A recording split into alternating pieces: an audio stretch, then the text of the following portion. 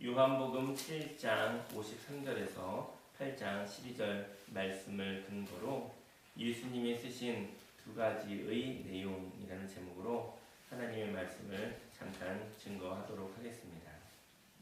다 각각 집으로 돌아가고 예수는 감람산으로 가시니라. 아침에 다시 성전으로 들어오시니 백성이 다 나오는지라. 앉으사 그들을 가르치시더니 세상이 흑암 가운데 있습니다. 그리고 혼돈함이 있습니다. 이렇게 어두움과 혼란 가운데 있는 것은 바로 사망과 생명이 함께 있음을 의미합니다. 참된 자유함이 저와 여러분들에게 있기를 원합니다. 참된 자유는 이 혼란한 가운데 있어서 그냥 사는 것이 아니라 이 혼란함을 정리하는 진리가 있다는 것이죠. 진리를 알지니 진리가 너희를 자유케 하리라. 어찌 보면 저와 여러분들의 삶 속에 혼란함을 보고 난 다음에 가만히 있을 수 없어, 이렇게 살 수 없어 라고 생각하고 있다고 한다면 하나님이 저와 여러분들에게 함께 있게 되어지는 것입니다. 사람은 정이 들면 그것을 쉽게 정리하지 못합니다. 정이라는 것을 애착이라고 하거든요. 사람은 살다 보면 정이 들죠. 정이 들어서 그것 때문에 더 힘있게 살기도 하지만 정이 들어서 그 정 때문에 그 정을 해결할 수 없어서 꼼짝하지 못하고 어찌할 수 없는 삶을 살아갈 때도 있습니다. 묶여서 살아갈 때가 있을 수 있는 것입니다. 이제까지 살아왔었던 삶의 방식이 정이거든요. 근데 이제까지 살아왔었던 삶의 방식이 저와 여러분들에게 하나님의 말씀과 일치되어진다고 한다면 인생을 살아갈 수 있는 생명의 능력이 되어질 것입니다. 하지만 하나님의 말씀과 비추어 보았을 때 이제까지 살아왔었던 삶의 방식이 서로 어긋나 있다면, 서로 부딪히고 있다고 한다면 그것은 정리되어져야 되는 것이죠. 정이라는 것은 애착을 의미합니다. 애착도 창조를 일으킬 수 있습니다. 그의 삶의 노하우가 되는 것이죠. 생산을 일으킬 수 있습니다. 그러나 그 애착이 다른 생명을 파괴하고 있다면 그 애착은 멈추어야 합니다. 그 애착을 내려놓아야 합니다. 이제까지 살아왔었던 삶의 방식, 평생에 있었었던 말의 습관, 행동의 습관은 잘 떨어지지 않습니다. 왜냐하면 몸으로 붙어 있기 때문인 것이죠.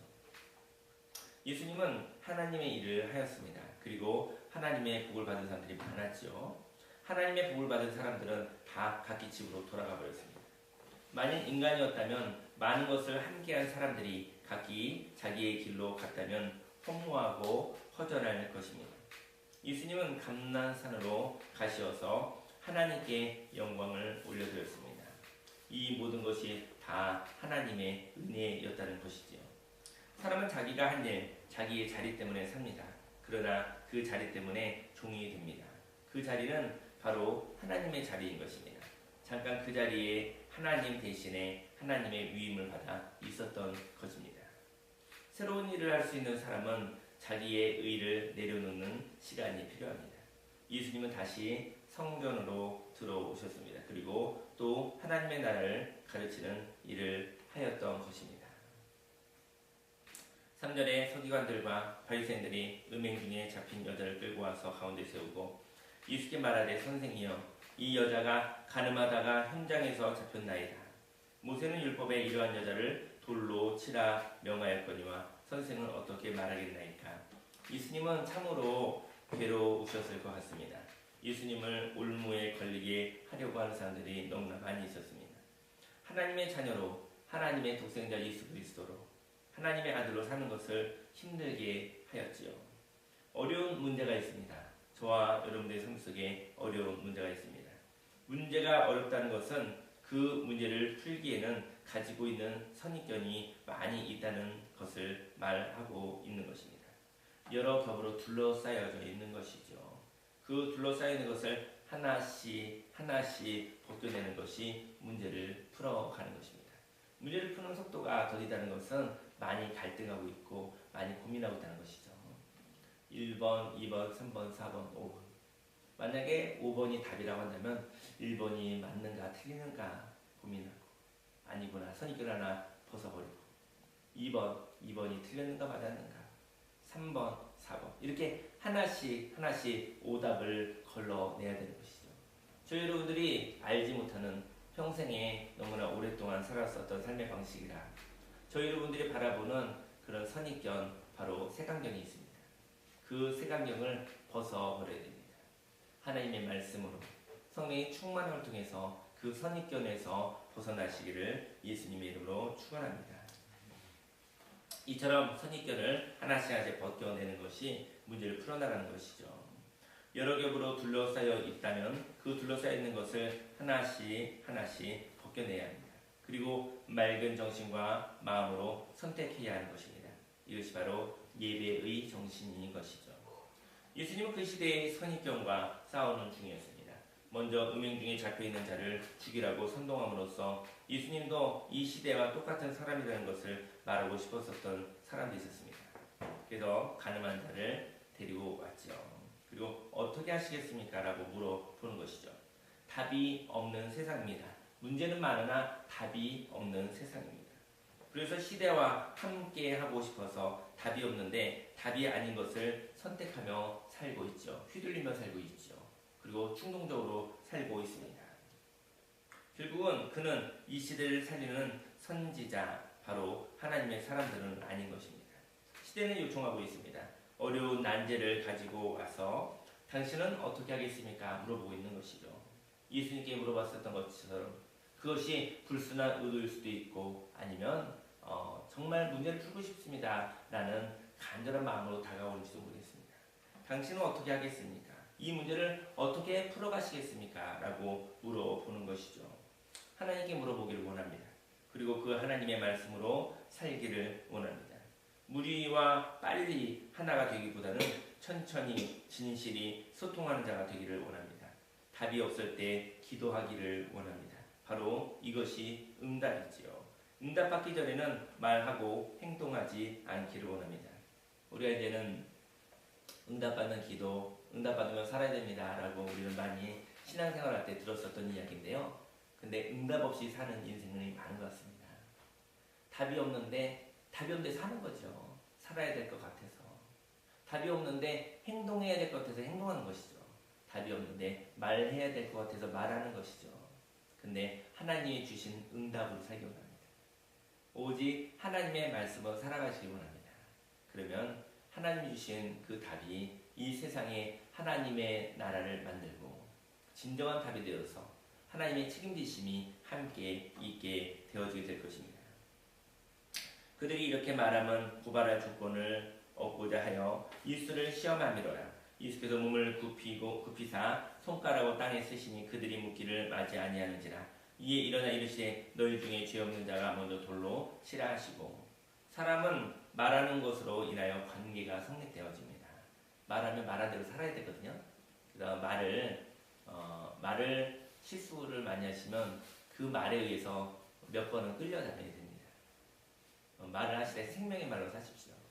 생명의 말로 사시면 생명으로 살 수 있습니다.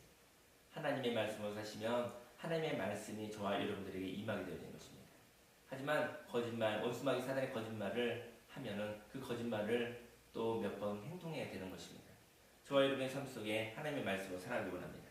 사람은 말하는 것으로 인해 관계가 성립되어지는데요. 예수님을 넘어뜨리려고 하는 사람들은 계속 독촉하고 있었습니다. 저는 요즘에 이제 독촉 전화를 좀 받는 게 좀 있는데요. 그러나 지금은 답이 없습니다. 그래서 답이 생길 때까지 가만히 견디는 것입니다. 독촉한다고 해서 독촉하면 괴롭잖아요. 괴로우니까 뭐 여러 가지 독촉, 인생은 다 독촉이에요. 그죠? 그리고 공부하는 것도 독촉이잖아요. 일하는 것도 독촉이잖아요. 빨리 하라고, 언제까지 하라고. 이 독촉하는 거 아니겠습니까? 근데 독촉받는 것은 굉장히 괴로운 것인데 그것 때문에 답이 없는데 행동하다 보면은 또 다른 문제가 생겨지게 되어지는 것이죠. 견뎌내기 원합니다. 답이 아니면 그 답이 아니면 살지 않기 원합니다. 하나님이 주신 응답을 살기 원합니다. 길이 아니면 가지 않기 원합니다. 말이 아니면 말하지 않기 원합니다. 정말 여러분의 삶 속에 기도하는 시간이 필요합니다. 그 이유는 하나님의 답을 얻기 위해서인 것이죠. 저와 여러분의 삶 속에 많은 독촉을 받고 있지만 지금은 답이 없습니다. 그래서 답이 생길 때까지 가만히 기도하며 견디는 것입니다. 답이 아닌 것을 답으로 처리하면 또 다른 문제가 생깁니다. 바로 더 무거운 짐을 지는 것이죠. 독촉을 받는다 하여 그 독촉으로부터 자유케 되려고 답이 아닌 답을 제시하지 않기로 원합니다. 점점 더 쪼여오게 되는 것입니다. 예수님이 쓰신 글씨는 무엇일까? 땅에다 쓰신 글씨는 무엇일까? 그것은 죄 있는 사람들의 목록을 다 적지 않았을까라고 이야기하는 보고 있더라고요. 모두 다 이렇게 썼는지도 모르겠습니다. 다시 몸을 굽혀 손가락으로 땅에 쓰시니 또 한 번 글씨를 썼죠. 그들이 이 말씀을 듣고 양심의 가책을 느껴 어른으로 시작하여 젊은이까지 하나씩 나가고 오직 예수와 그 가운데 섰는 여자만 남았더라. 예수께서 일어나사 여자 외에 아무것도 없는 것을 보시고 이르시되 여자여 너를 고발하던 그들이 어디 있느냐? 너를 정죄한 자가 없느냐? 대답하되 주여 없나이다. 예수께서 이르시되 나도 너를 정죄하지 아니하노니 가서 다시는 죄를 범하지 말라 하시니라. 모두 다 죄인입니다. 특별히 도둑질했다는 것은 아닌데요. 모두 다 사람들은 부족한 존재라는 것이죠. 늘 온전할 수는 없다는 것이죠. 넘어질 수도 있고 쓰러질 수도 있고 사기당할 수도 있고 여러 가지 괴로운 일이 있을 수 있는 그런 연약한 존재라는 것을 의미하고 있습니다. 그러나 아무도 그 죄를 정죄할 자는 없습니다. 왜냐하면 하나님이 변화하기를 원하시기 때문입니다. 저희 여러분들이 넘어졌다 할지라도 어긋났다 할지라도 그것을 향한 하나님의 안타까움과 사랑은 있을지라도 그것을 향한 손가락질은 있을 수 없다는 것이죠. 왜냐하면 저와 여러분들은 인생을 배우는 중입니다. 인생 가운데 하나님을 발견하는 중입니다. 그리고 저희 여러분들이 변화하기 원하며 하나님의 말씀을 살아가기 원하는 그런 소망이 있다고 한다면 어떤 누구도 정죄할 수 없습니다. 어떤 누구도 손가락질 할 수 없는 것입니다. 하나님은 생명에 관심이 있으십니다. 여자에게 말하고 싶은 편지를 2번째 쓰셨던 것 같습니다. 그 메시지는 죄인들에게 모두 다 죄인임을 깨닫게 하셨고 어느 누구도 정죄할 수 없음을 알게 하셨습니다. 그들은 정죄자에서 떠나 예배자로 돌아갔습니다. 사람들이 나이 드신 분부터 통해서 젊은이까지 모두 다 정죄하고 손가락질하는 모습으로 왔죠. 예수님께서 죄 없는 자들이 먼저 돌로 쳐라. 그랬더니 그들은 깨달았죠. 그것이 하나님의 말씀이었습니다. 죄 없는 자가 없지 않습니까? 그들은 항상 뒤로 물러서 회개하여 도망갔죠. 여러분들이 죄 짓는 일을 하다가도 하나님의 말씀을 들으면 그 자리에서 떠나가기를 원합니다. 바로 그 죄 짓는 자에서 떠나 바로 참된 하나님의 말씀을 듣는 예배자가 되기를 예수님이 축원합니다. 내가 알았던지 못 알았던지 죄 있는 자리를 피하기 원합니다. 죄 있는 자리를 피해서 하나님의 놀라운 생명으로 살아가시기를 예수님으로 축원합니다. 그리고 죄 지은 여자에게 말하였습니다. 더 이상 죄를 짓지 말라고 말하십니다. 그러지 누구든지 그리스도 안에 있으면 새로운 피조물이라 이전 것은 지나갔으니 보라 새 것이 되었도다. 그것을 족합니다. 하나님은 다시 일어나고 다시 하나님의 말씀을 사는 것으로 족하신 것입니다. 그리고 어떤 사람도 정죄할 수 없으니 사람에게 피해를 받지 말라고 말하십니다. 예수 그리스도 안에서는 정죄함이 없습니다. 죄와 사망의 법에서 생명의 성령의 법으로 해방된 것입니다. 우리 예배를 드리며 하나님의 말씀을 들으며 살지만 저와 여러분들의 심령 속에는요, 영혼 속에는 사람의 말도 시끄럽게 돌아다니고 있습니다. 혼란합니다. 혼돈스럽습니다. 흑암이 깊은 위에 있는 것이죠. 저와 여러분들 안에 성령을 충만하게 원합니다. 근데 하나님의 말씀이 들어왔는데 저와 여러분들의 마음속에 들리는 생각과 말에는요, 원수마귀 사단의 거짓말이 막 돌아다니고 있어요. 그 말을 가지고 말하기도 하고 원수마귀 사단의 거짓말에 의해서 행동하기도 하게 되어지면 사기를 당하게 된 것이죠. 깨어있기를 예수님의 이름으로 축원합니다. 놀라운 생명의 능력으로 살아가시기를 예수님으로 축원합니다. 그리스도 안에서 정죄함이 없습니다. 죄와 사망의 법에서 생명의 성령의 법으로 해방된 것입니다.